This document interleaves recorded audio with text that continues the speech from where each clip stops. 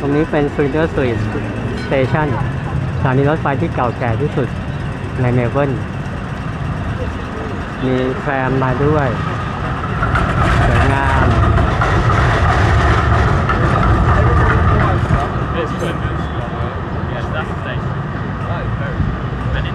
แล้วก็อันนี้โรงแรม Prince Rich Hotel อันนี้ถนน Flinders Street กับ Swanson Street ตัดกัน ตรงข้ามนี้เป็นโบสถ์ St. Paul Cathedral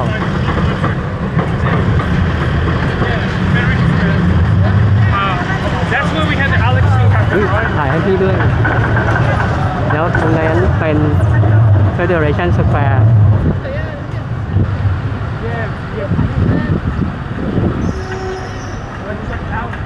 นี้ให้เห็นวิวรอบ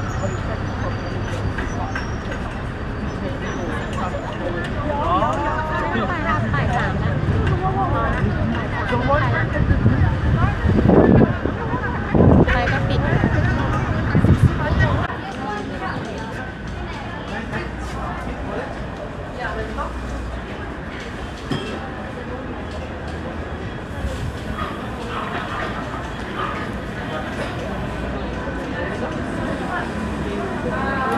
เพิ่งกินข้าวหน้าปลาไหลร้านนี้มาคนละชามข้าวหน้าปลาไหลถนนชัยนาทาวน์อันนี้ถนนฟิตซอยสั้นกับเรโดโกเวิร์กอุ้ยเป็นอะไรมั้งเฮ้ยเป็นไงอ่ะทำไมอ่ะโดนอะไรโอ้ยพูดสะดุดก็นั่นแหละมันมีแง่ง ถ้ามันไม่ต้องมากังวลเรื่องถุงอ่ะ ไม่หลับใจลอยเมื่อกี้ใจลอยจริงดูนั่นดูนี่มะไม่ต้องใจลอยเดินใจลอยได้ไง เมื่อกี้ถ่ายถูกฉันล้มปะไม่เจอมั้งอยากได้ป่ะ จับกบเอาใหม่ล้มใหม่เดี๋ยวถ่ายให้จับกบตัวเลิศเลยไม่รู้จักนะเนี่ยผมไม่มาด้วยกันนะย่าไม่น้ำสั่งเหรอใครวะเนี่ยสวยดีเป็นไงดูหน้าคนจับกบหน่อยจับเนี่ยเต็มมือเลยขมำเลยหน้าขมำเลยนะสนุกดีอ่ะเอาอีกไหมนะไขมันเยอะเอาอีกไหมก็เลยมีเหมือนตัวซัพพอร์ตของจะช้ำไหมเนี่ยเป็นไปได้ช้ำไหมเลือดออกเปล่ามีเลือดออกไหมถลอกนิดนึงเดี๋ยวไหนตรงไหนนี่โอ้แต่ไม่มีเลือดนะเพราะอะไรป่ะทำไมมันกันมันรับเอาไว้กระโปรงมันกันเนี่ยมันไม่ให้ถลอกเยอะอ๋อดีกระโปรงไม่ใช่เนื้อลงไปโดนเนื้อโดนเลือด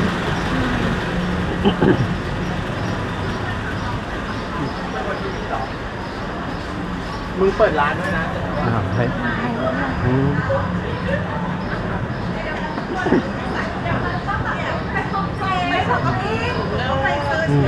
เนี่ย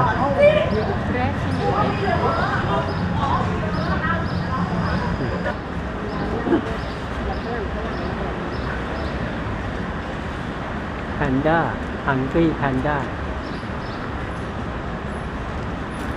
ปิดจ้าทำไมปิดทำไมโนสปริตดิว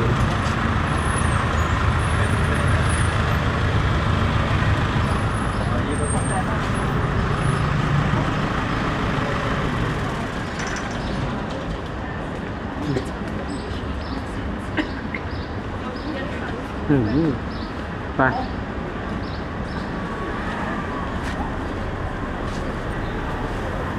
โอ้ Thank you this way แพง แดงแดง อะไร แดงแดง กระเบื้องเหรอ เป็นทางตั้งเป็นทางตั้ง Run it up, run it up, run it up. Funny stuff. มันเยอะเดี๋ยว อืม 1 2 3แล้วเพจ แล้วมาแล้ว เพจ อืม 1 2 อืม เด็กวัยรุ่นที่แรก เราทำงานเรา方便面，面都可以啊，家里方便面。 เอาอัดวิดีโอเหรอ จ้า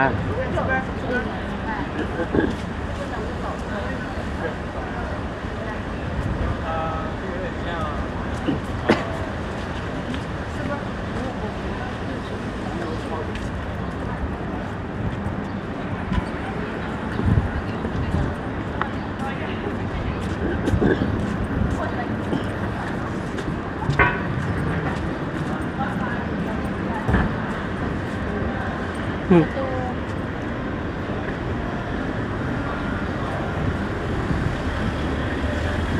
หันหน้ามา อืม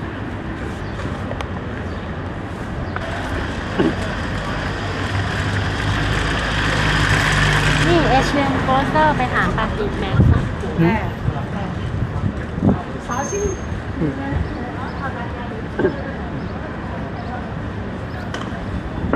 ย อะไร ฉันถามแบบนี้ เออเออ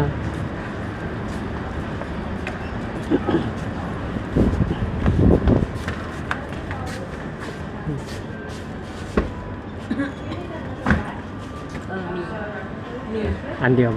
ขายป่ะ อันเดียวเขาจะรับลูก อืม Mask? Just one piece. Just one. How much? One dollar. One dollar กี่บาทวะ 23อืม Just one. เนี่ย แพงไปปะ ซื้อไม่เถอะ ไม่มีห่อหรอกอืม แบบนี้เลย This is how much That's 50 cent oh okay มีไหมเหรียญ ไม่มีเหรียญรูเนี่ย oh you take card right แพง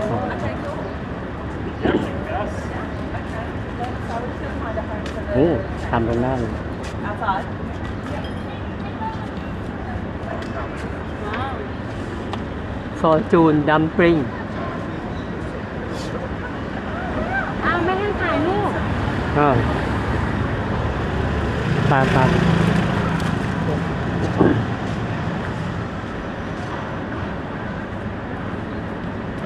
สนใจไหมดีเซิร์ช อิ่มมาก เหรอ โคตร ขนม ไม่สนเหรอ อิ่มอ๋อ มันเป็นถุงด้วย อืม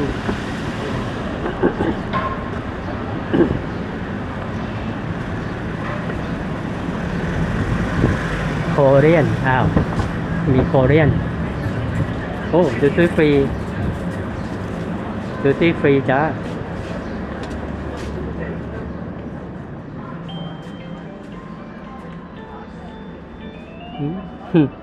หายโอ้นกแก่ This is a duty free? Oh. Have to show passport, right? Oh, okay. Do you have proper list? Oh.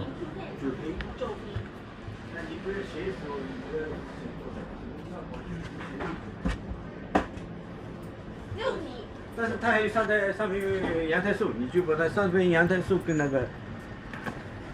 三平阳台树跟三平书店。哎，可以写在这。嗯。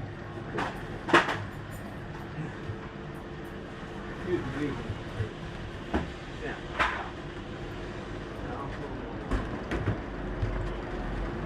โอ้บอลลูนเอาฮื้อ ลามนก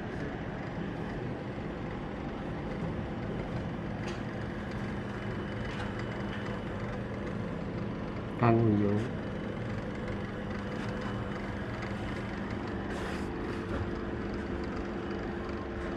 นกตาตัวใหญ่เลย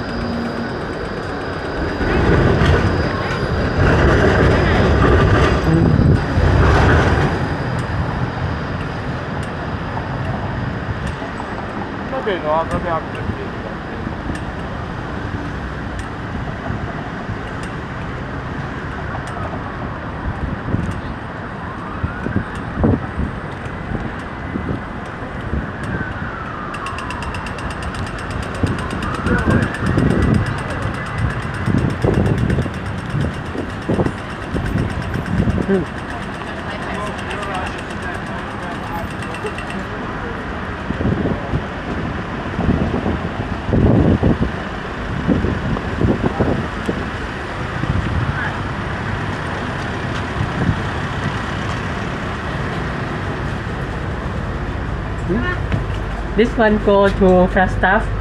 Flagstaff? Where? This one go to Flagstaff. Flag. No, the other way is Flagstaff. Oh, the other way. outside. Oh, okay. Thank you. Where?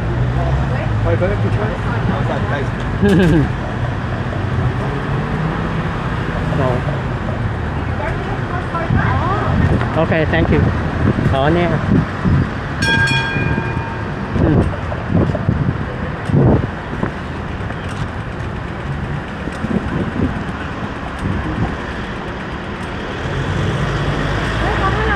เขาบอกให้เราไป เหรออืม เอ้ยที่บอกว่านั้นเหรอ ฮะอ๋อ อ๋อ นี่อ่ะ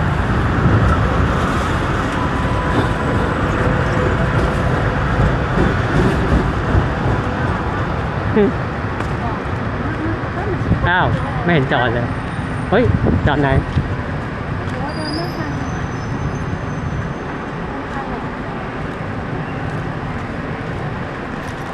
ทันวิ่งไว้ย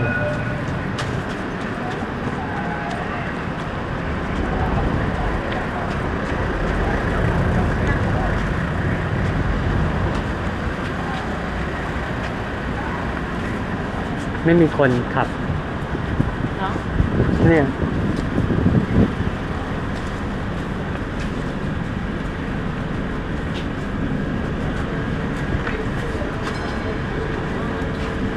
หืมอ้าว อ้าว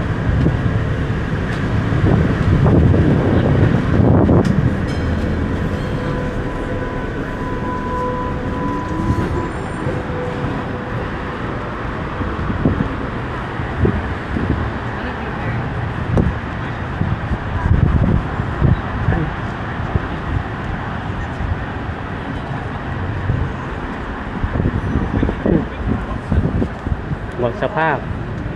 อืม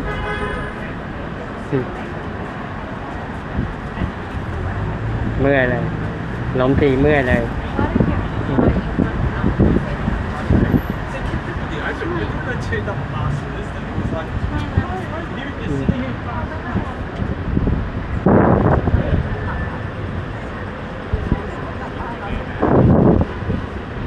ร้านตัดผมดูร้านตัดผมตรงข้าม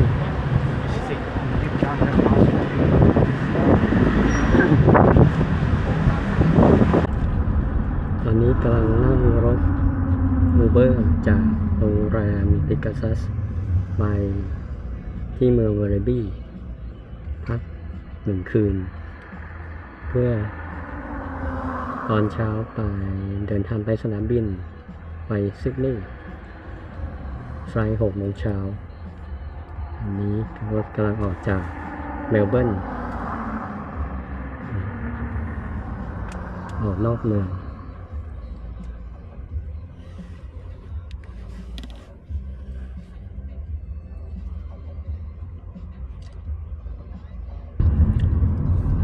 ตรงนี้ก็มี Costco มาจากอเมริกา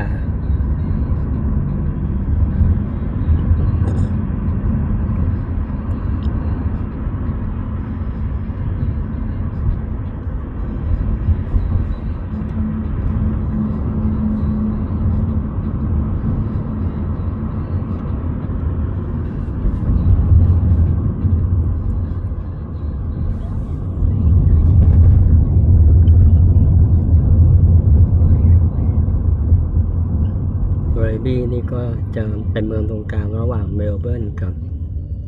อาวารอนแอร์พอร์ตคนละแอร์พอร์ตกับเมลเบิร์นแอร์พอร์ต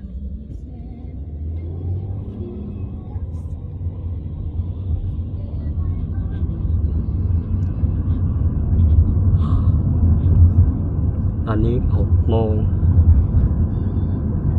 ง 20ไปถึงก็ประมาณ 1 ทุ่ม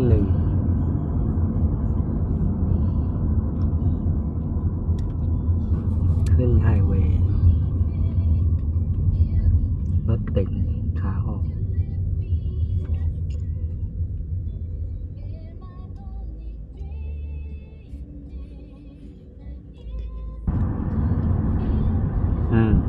So Werribee is still considered Melbourne area? Yeah,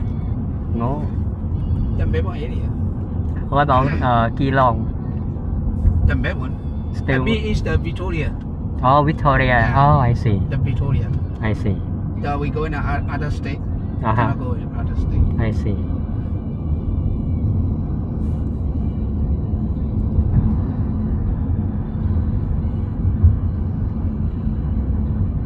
Do you have like passengers going to like the Great Ocean Road? Yeah. Yeah. 2 hours away. Can drive 12 hours a day. Yeah. How many hours? 12. 12? Yeah. Oh. But I'm driving only the part time. Oh, I see. Yeah, part time job. Part time, like after work? After work driving over again. Wow. You making the steel panel? Sydney? Steel? เหล็ก metal Metal, yeah. Oh, I see.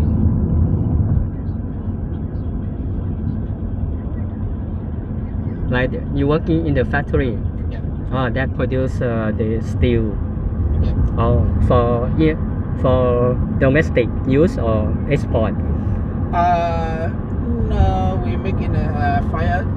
fire protection wall with the steel. Fire protection Yeah. wall? Yeah. No. Use it in the city, in the country. Yeah. Oh, okay. 1 คืน เช่า 1 คืนนอน เป็นโมเตล เป็นบ้านคนเอามากั้นห้องแล้วก็ปล่อยเช่า ติดป้ายเป็นรูม 1 2 3 ชาวเวอร์ อันนี้ห้องน้ำรวม โอ้มีนี่ด้วยบาธทับ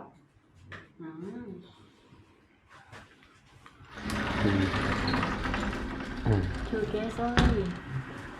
รูม2 เกสของห้อง2เท่านั้น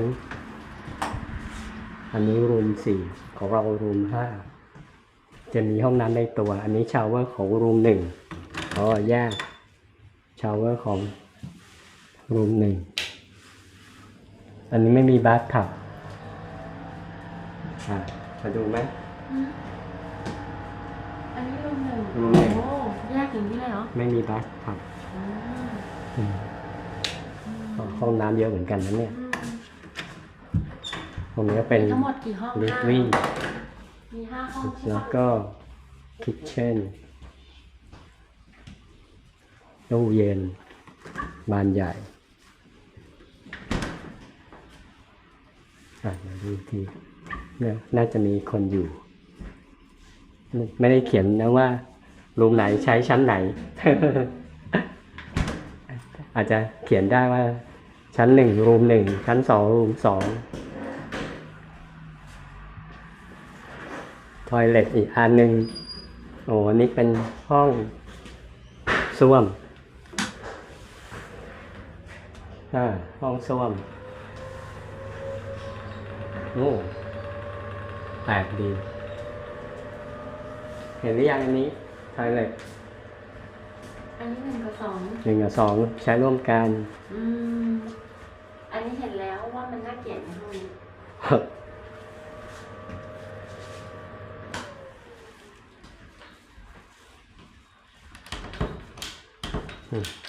เป็นไงนะติดไม่อยู่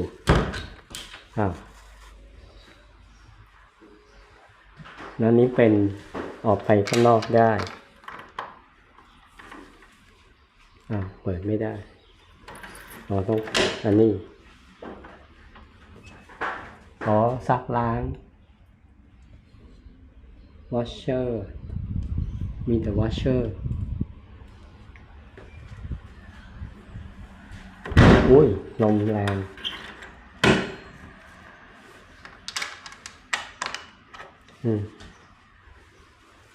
มี security ด้วย มีกล้องวงจรปิด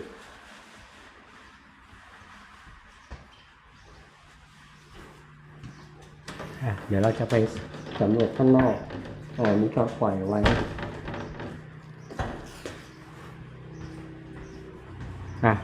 ตรงนี้มีเป็นโค้ดรหัสเขาก็จะส่งอีเมลมาว่ารหัสเข้าบ้านเป็นอะไร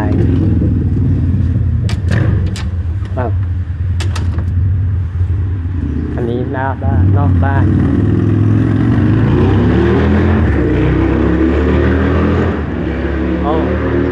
ใช้โซลาร์เซลล์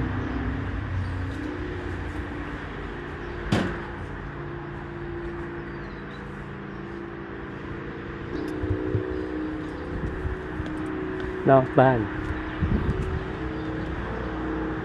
มีที่จอดรถด้วย ก็บอกแล้วไงว่าไม่มีอะไรไม่มีอะไรมีแต่บ้านคนแล้วแวกนี้มีแต่บ้านคนที่เมื่อกี้รถเข้ามาทางนี้บ้านไม่มีรั้วด้วยเข้าออกง่าย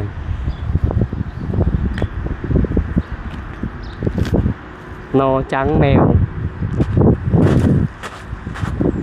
ตู้จดหมายจังเมลติดไปเลยจ้าบรรยากาศออกมาเนี่ยเป็นไฮเวย์